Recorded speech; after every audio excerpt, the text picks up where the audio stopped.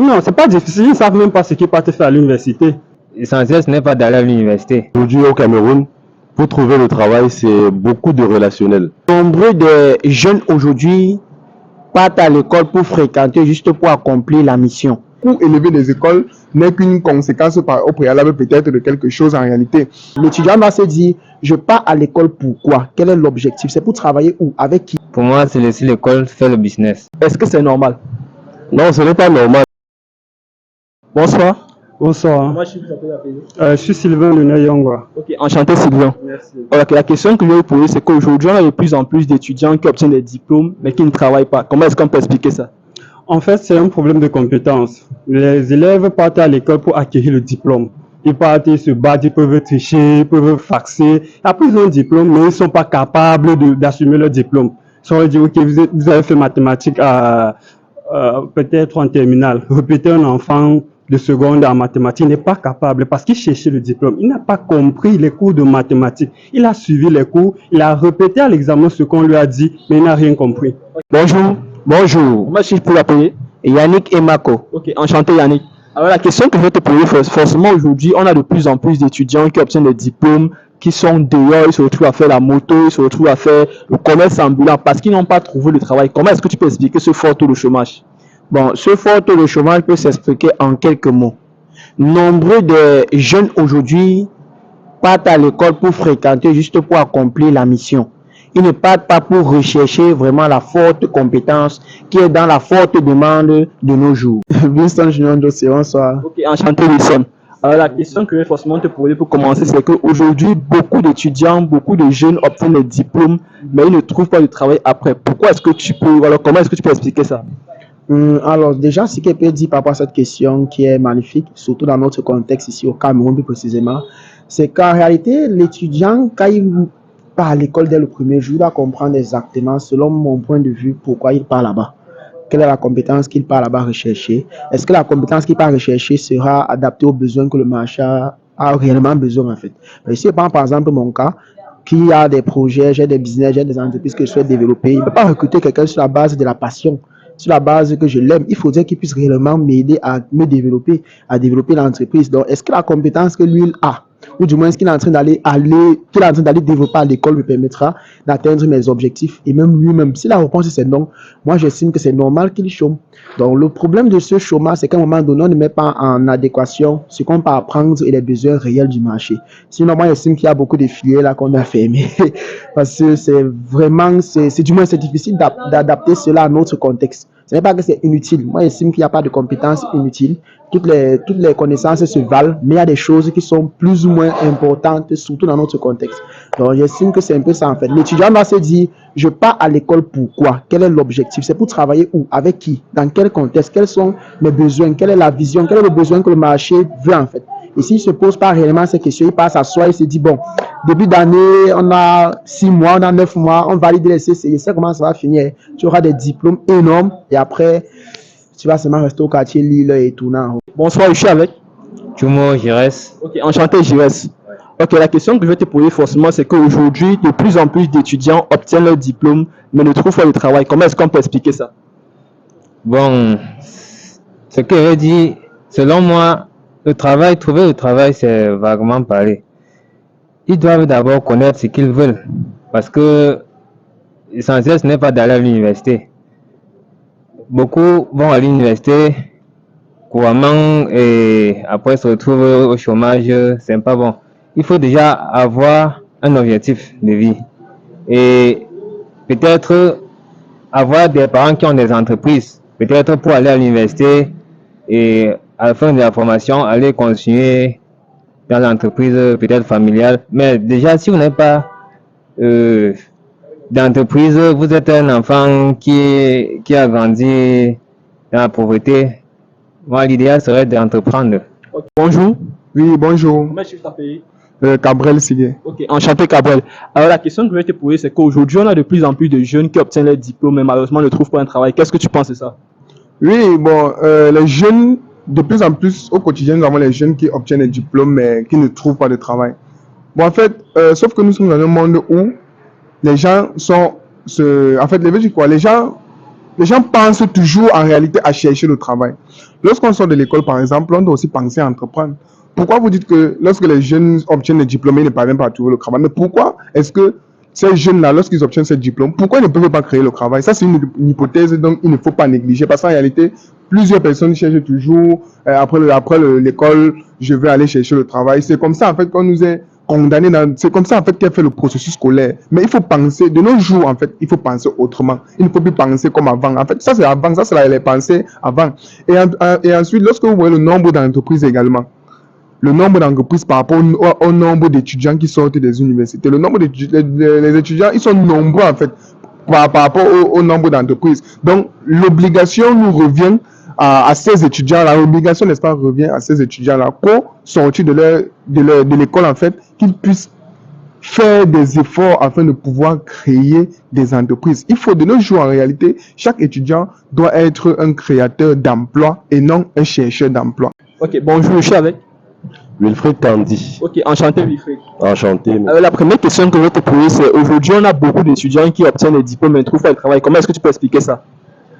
Le manque de travail, déjà, moi je peux matérialiser ça en un seul point. Je dirais déjà que au jour d'aujourd'hui au Cameroun, pour trouver le travail, c'est beaucoup de relationnel.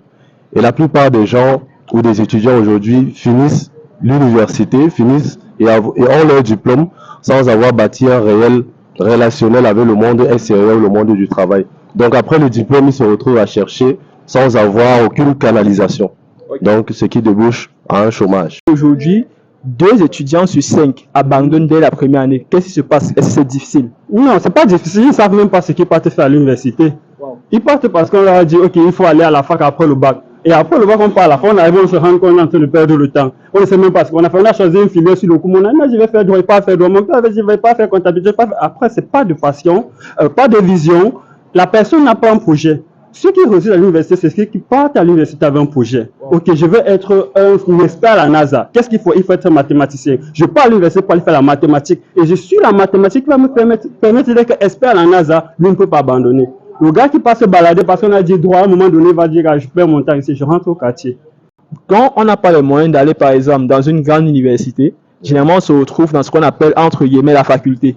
Et là-bas, on a un constat qu'on a effectué, 2 étudiants sur 5 abandonnent dès la première année. Qu'est-ce qui peut expliquer le fait que les étudiants abandonnent l'école très vite, alors qu'ils sont venus à l'université, ils viennent prendre les diplômes, mais à peine 1 an, à peine 2 ans, ils sont en train d'abandonner tous? C'est une question très, très pertinente. Alors, il y a pléthore de raisons. La première raison peut être le manque de financement. Des fois, on s'engage sans vraiment causer avec des parents. Vous prenez l'initiative d'aller dans une faculté. Et puis, au bout de la 2e année, on vous dit que bon, ici, là, on n'a plus l'argent pour continuer. Est-ce que tu peux continuer en payant tes études toi-même? Est-ce que, voilà, il y a le mauvais choix de filière aussi. Voilà, tu te rends compte qu'après 1 an d'études, tu n'es pas assez passionné. Voilà, que le feeling avec la filière ne passe plus vraiment. Et puis tu te dis que bon, le mieux c'est d'abandonner.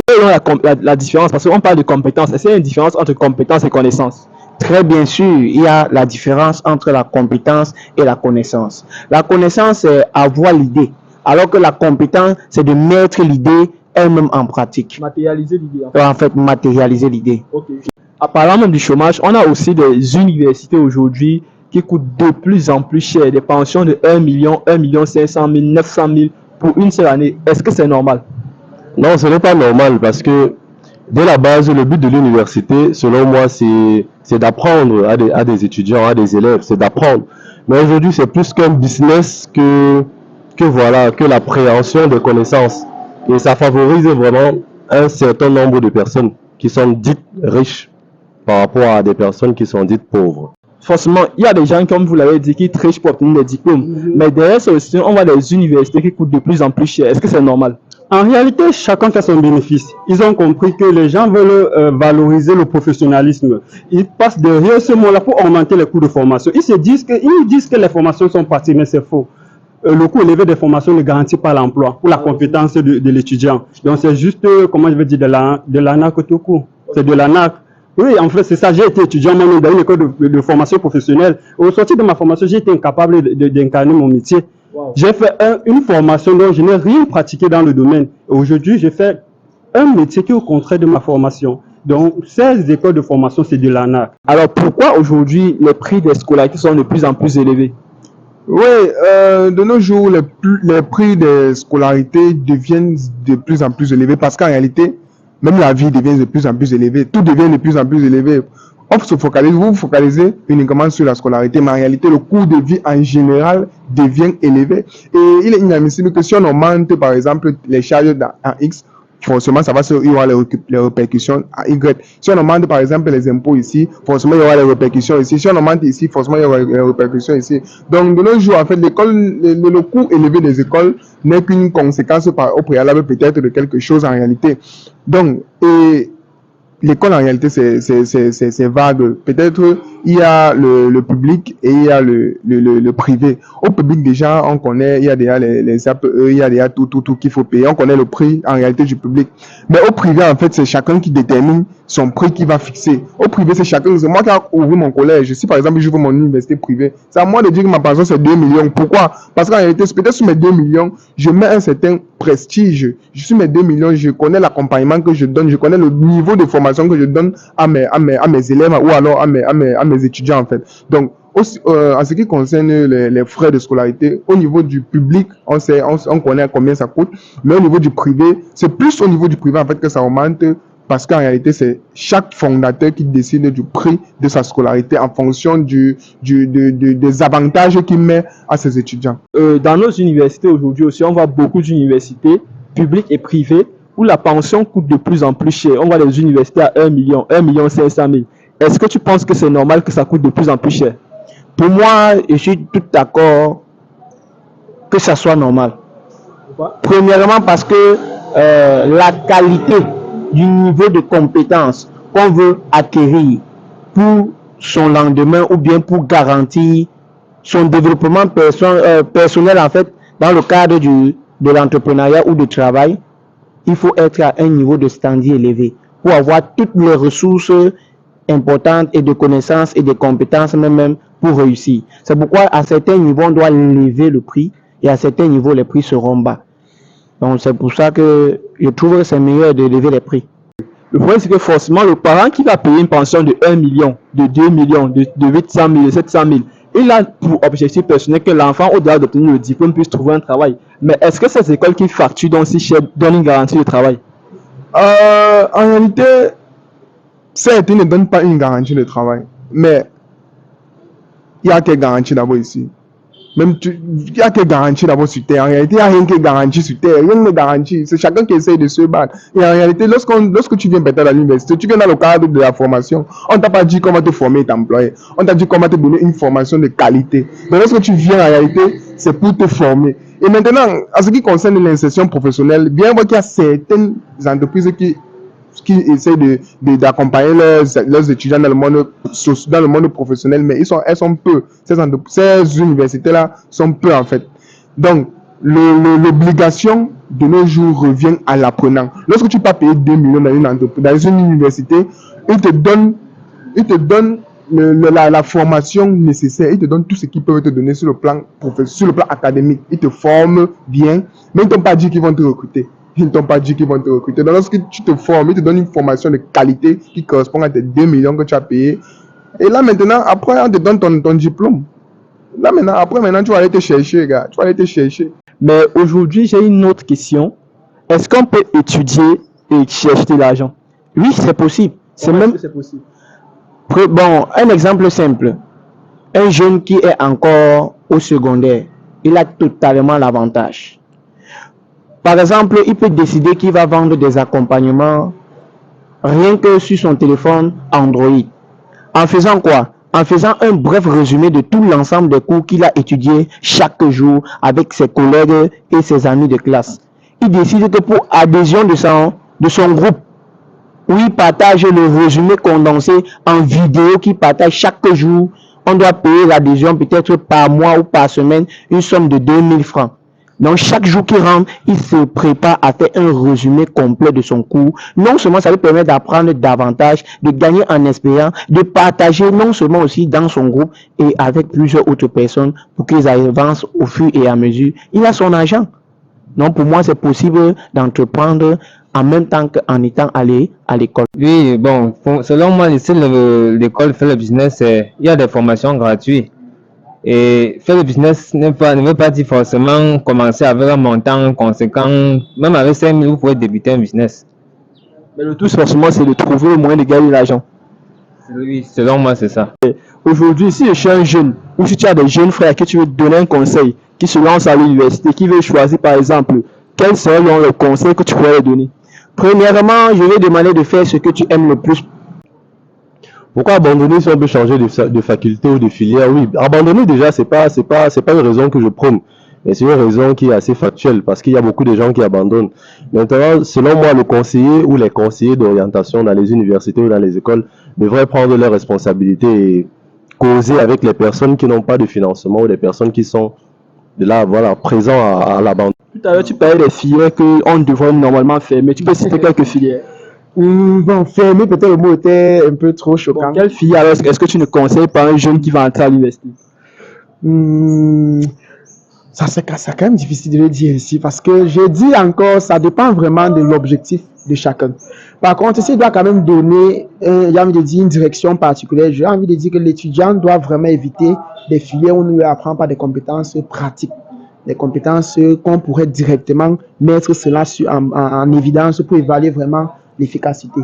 Sinon, si ce n'est que la théorie, ça sera vraiment difficile de s'insérer de manière efficace dans notre environnement. Maintenant, c'est à chacun de dire, OK, voilà ce qui a été dit. Voilà les filières qui sont pratiques, voilà les filières qui vont vraiment m'apprendre et m'apporter un plus. Encore que ça dépend de son niveau d'implication. Parce que la filière peut être vraiment pratique, mais lui, il part là-bas blaguer. Donc, est-ce qu'il parvient à bien s'intégrer réellement? Est-ce que la filière en question permettra vraiment d'apporter un plus à la société? Il évalue tout ça, il se dit, bon, voilà la filière que je ne dois surtout pas aller faire. Mais j'évite vraiment de donner le nom d'une filière ici parce que